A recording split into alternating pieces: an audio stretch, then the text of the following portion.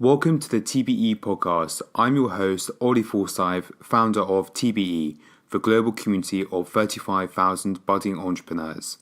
Just before we dive into the interview, if you are looking to start, grow, or fundraise for your business, I would love to hear from you.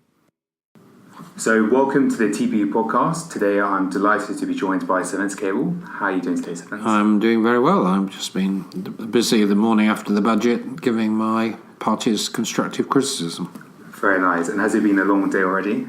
Yes, it has. Some testing interviews. I had Kelvin McKenzie, formerly of The Sun, who actually gave me quite an easy ride. But, I've been busy. Very nice. So what did you have for breakfast this morning? I was in a rush to catch the train, so I had a banana and a few nuts. That sounds a little more Spartan than I normally am. What is a normal breakfast for you? I normally have a proper cereal and a coffee, yeah. Very nice. And what is your favourite company right now in the entrepreneurs industry? Well, it was one that I helped to get launched, which is Funding Circle.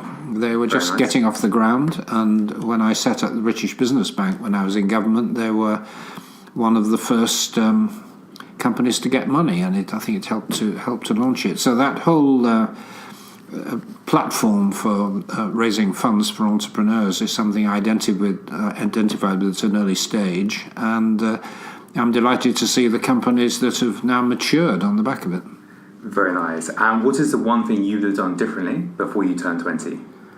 Before I turned 20, I think I would probably have been a bit more expeditious in my education. I embarked on a sixth form doing science, which I was good at but not passionately interested in, and then I had to change in university to do economics, and I probably took a year or 2 years longer than I should have done as a result of going down the wrong track. So you've had an amazing career today so far, but if you could summarise the whole career in 2 minutes, what would it be? Well, it's diversity, really. I mean, I've worked in the private and the public sector, sort of academic, journalistic work. I've done a lot of writing and a lot of politics. I think the thing I'm proudest of, actually, is of having had a happy family. I've been happily married twice, I'm a widower, and I've always made time to make sure that my children, my wife, and my wives have been very close to, and I think in a way that matters to me more than the career opportunities.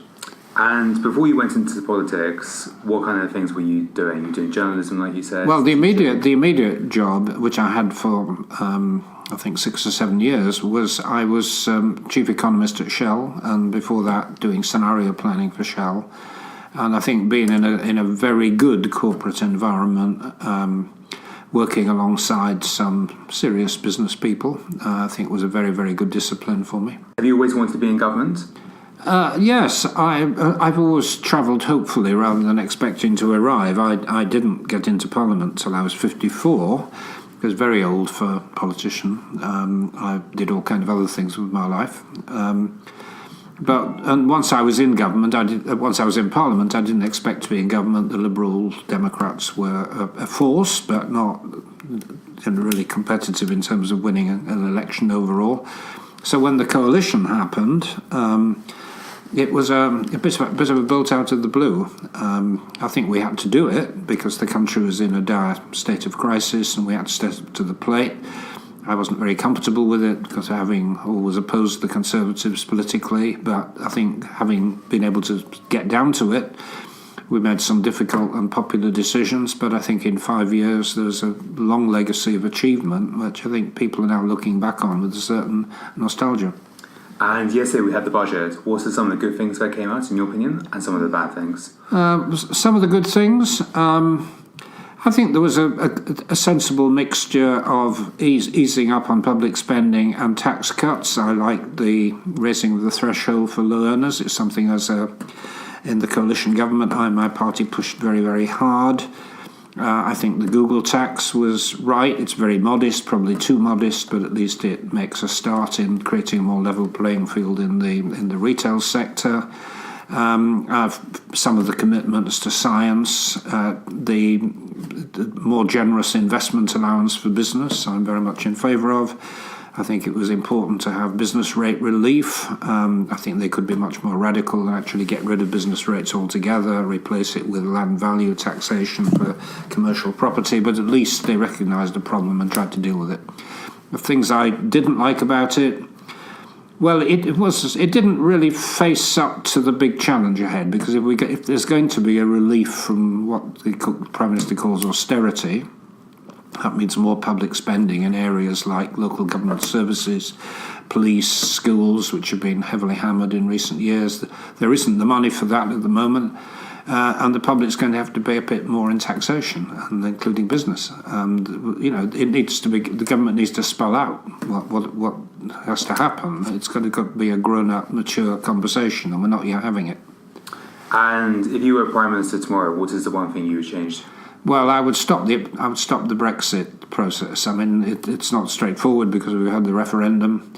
In my view, the outcome is potentially very bad. I mean, we've got a range of options from the damaging to the disastrous.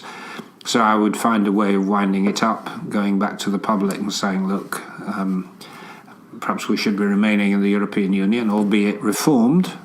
That's the most important issue hanging over the country, and that's the way I would resolve it. So moving on to Brexit, it is a bit of a mess at the moment. Yeah, it is a complete mess, yeah. What's your thoughts on it, and what do you think is going to happen? Well, the problem is that we're not really negotiating with the European Union. It's very clear what has to happen to have a divorce from the European Union. But the government is actually negotiating with itself. There is this big schism in the Conservative Party, and the government is finding it impossible to reconcile the different factions with the preconditions for leaving, which the European Union has, and which, to my mind, are perfectly reasonable, that if you leave the club, you don't have the benefits of the club. And that's the source of the problem. I basically want to stop the process of Brexit and remain within the European Union, but failing that, if we had single market customs union arrangements but left some of the political aspects of Europe, I think probably most people would settle for that, and most business people would settle for it. Do you think Brexit is going to happen? Probably. I think there's still a significant chance that we may get a people's vote and that it may not go ahead. The chances, I've often said 25%, something like that, maybe a bit less, maybe a bit more. I think the probability is that it will go ahead, and indeed businesses have got to prepare for it. And how long do you think it will take just to get through the whole process? Well, it's now narrowing. Of course, the government set a deadline of the end of March, quite unnecessarily. It's boxed itself in. By Christmas, it should be fairly clear whether the government's got a deal or not, and whether or not Parliament has been able to impose the demand of a people's vote. And if it wasn't going to happen, what do you think will happen from that? Well, it's a very messy and complicated process. The government's got to come back and present its deal to Parliament. How precisely we debate it and vote on it is still not clear. There's lots of procedural argy-bargy going on at the moment. But I would think there's quite a high probability that the deal of the type that Theresa May is talking about will be voted down. And then the question is what happens next. I mean, there is the option of an election. I don't think there's much of an appetite for one, but it's possible. There's the appetite of the people's vote. There is maybe Parliament will try to impose a new formula on the government. It's all kind of things are possible, and nothing is clear. And if it wasn't going to happen, do you think Theresa May will step down? I've always thought she was rather more resilient than people have recognised. I think if it was voted down, I think her own position would become very, very difficult. But I wouldn't count her out. I mean, she probably is the best of a bad bunch amongst the Tory leadership. She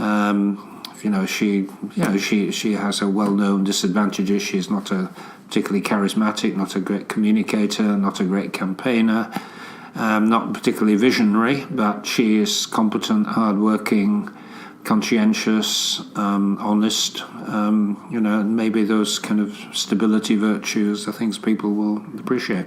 And if there was a Prime Minister position, is that something of interest to you? Well, it always has been since I've been in politics, and if there were an early election and my party did exceptionally well, then I would be up for it, of course. Yeah, although I'm perhaps a bit older than most recent Prime Ministers. Well, time will tell. And you've obviously met Theresa May a number of times. What's she like as an individual? Well, as I've just described, I mean, she's unfailingly courteous. Even when we've had arguments and disagreed, she's always been extremely polite about it. I think what the public perhaps don't appreciate, she's, I think, quite shy, quite inhibited, not a natural kind of socialising person, not terribly comfortable with small talk. She's good at dancing, though. Question marks over that. I mean, I think it reflected well on her that she did that little routine. It showed her she had a bit of a sense of an ability to laugh at herself, which is always good. And so moving on to the business secretary, you were business secretary from 2010 to 2015. How have you seen the business world change since then? Well, as a country, we were on our uppers in 2010. The big crisis was the lack of availability of credit for the business sector.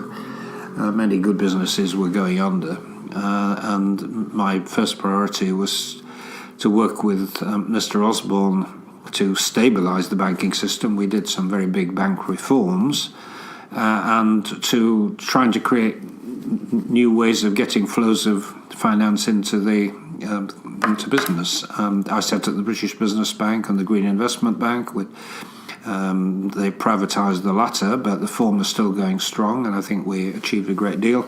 I set up the industrial strategy, which I think helped to give some of our industries, particularly cars and aerospace, a long-term planning horizon.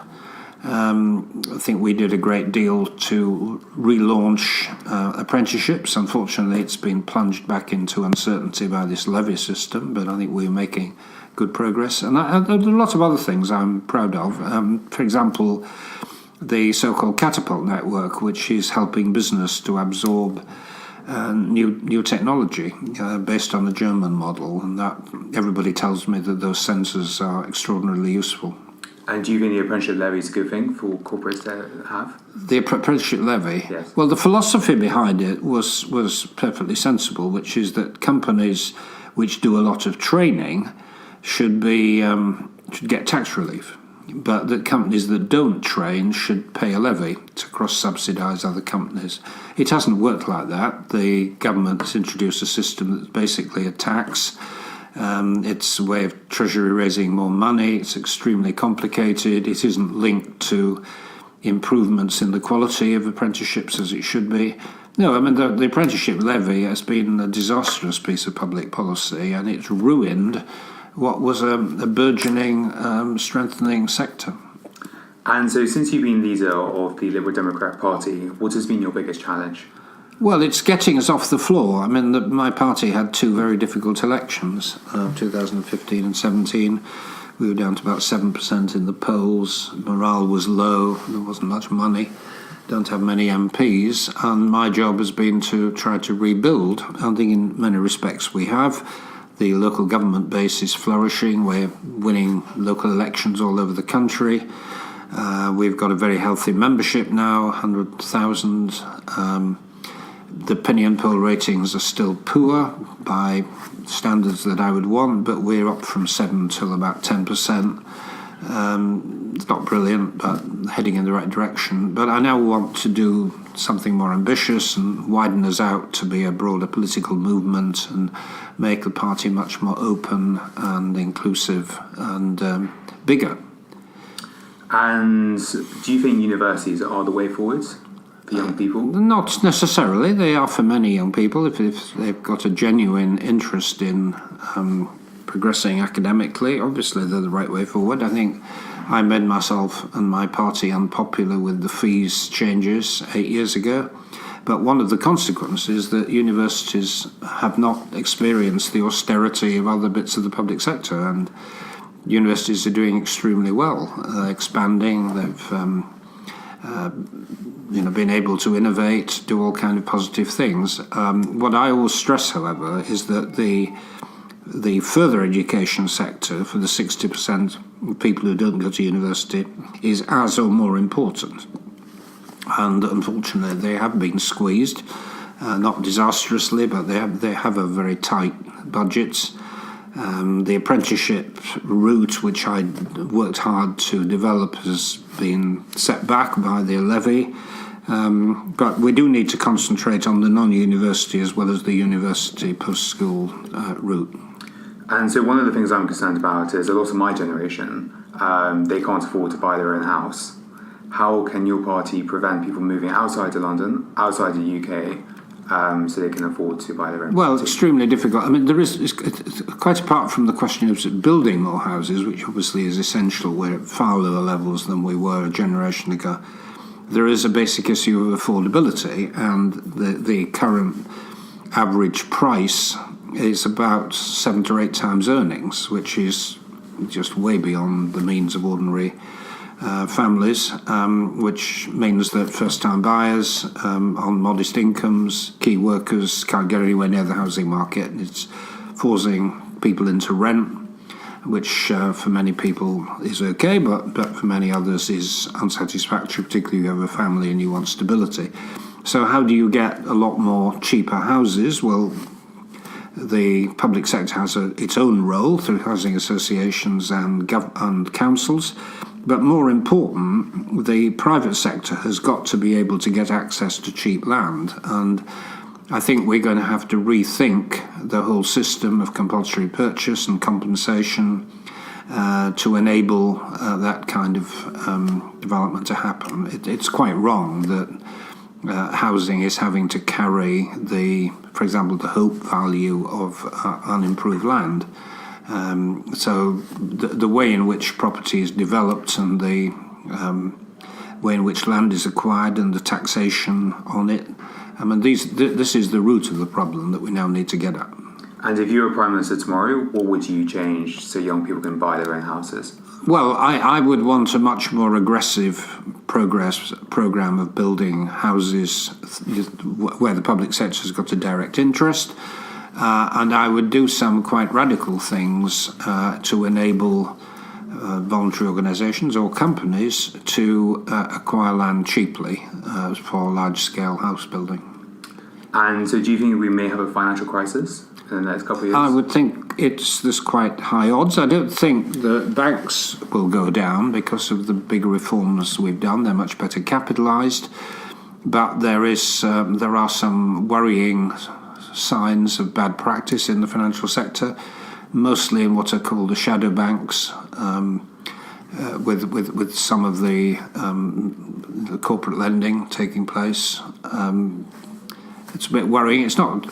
I don't think the position is as it was in 2007, but the lessons from the financial crisis are being forgotten, and they're being forgotten too quickly. And I would watch over my shoulder for trouble ahead. I think we may be getting some. And so do you think maybe 16 to 18-year-olds should be allowed to vote? Yes, definitely. I've always been a strong campaigner for 16-year-olds to vote. I think we underestimate the maturity and wisdom of young people. One of the problems at the moment is that the weight of our voting system is heavily skewed towards the older voter. And it's partly because they turn out more, and that's young people's fault if they don't vote. But in numerical terms, the balance is in the wrong place. And I think one of the causes of Brexit was that the preferences of the older generation tended to dominate over the younger, and that's pretty unhealthy. But do you think young people aren't voting because they don't have the education? No, I don't think that's a good argument. As I say, I think large numbers of young people are politically aware and well educated. Of course, there are always some who don't take it seriously. But if you look at Scotland, which has had 16-year-olds voting in Scottish elections, young people conducted themselves in a remarkably mature way during the independence referendum, and it was one of the things that made Scottish politicians shake up and see young people with new respect. And is there a way maybe your party can get young people, 18 to 21-year-olds, involved in government so actually the government can have almost advice from young people? Well, we try to get young people standing for us in elections and being active. In my own borough, we've had some very, very young people just elected last May. And yeah, that is an important objective. I may not be the best representative of young people, that's at the other end of the age spectrum, but I do recognise the importance of having the right demography, and I certainly go out of my way to encourage young people to be active in politics. And you've written a book as well? Well, I've written quite a few books, but I've written a novel in the 2 years that I spent outside Parliament, which is reasonably successful. And my bestseller, The Storm, on the financial crisis, is still selling, I'm told. My sequel, After the Storm, which was a better book but less dramatic, hasn't done quite so well. Are you going to write another one? Or well, I've got a series of books lined up when I get some time to write them, but as leader of a party, that's not what I can do, I'm afraid. I'm sure. And running a party, I mean, it's very difficult, physically intensive. How do you keep physically fit? Well, I do regular gym, I do a lot of cycling, I have my weekly dancing lesson, basically that, and keeping mentally sane, which is not always straightforward. I read a lot of novels, actually, and I just find that it's a very soothing process. And is that how you relax? Yes, it is. I read a novel when I'm travelling before I go to bed, and I think getting inside someone else's mind, the author of a book, if it's a good page turner, reasonably high quality, then I find that's a very relaxing hobby to have. And what does a typical day look like for yourself? Are you up very early? Not particularly. I need a good night's sleep, so I will typically get up at 7, usually go to bed at midnight. 5 days a week? 7 days a week. 7 days a week. Yeah, it's a full-time job. Yeah, it is, yeah. And what's your plans for the future? Are you maybe wanting to become Prime Minister? Well, I've set myself several objectives in the next few months. One is to see our party through the Brexit process. We've got local government elections next May. We may have an early election. I'm trying to get some reforms to the way the party operates. When that's done, I move on and hand over to someone else probably next year. And any young person either coming to government or young people in general, what advice would you give to them? Well, actually, it would be to get some broader experience. I mean, it is tempting to come into office and public life when you're very young, and we've had with David Cameron, Nick Clegg, Ed Miliband, Tony Blair, people in the prime of life and 40s just getting into Parliament. But I think there is now a recognition that having a breadth of experience, having a stable, happy family behind you, these things also matter. What Events is a fascinating story. Thank you so much for your time, and we wish you all the best. Okay, thank you. So there we have it, another fantastic conversation we have had today on today's TBE podcast. Just before we finish, don't forget, if you are looking to start, grow, or fundraise for your business, I would love to hear from you. Just send me a message on Twitter or Instagram, and I would love to see how I can support you.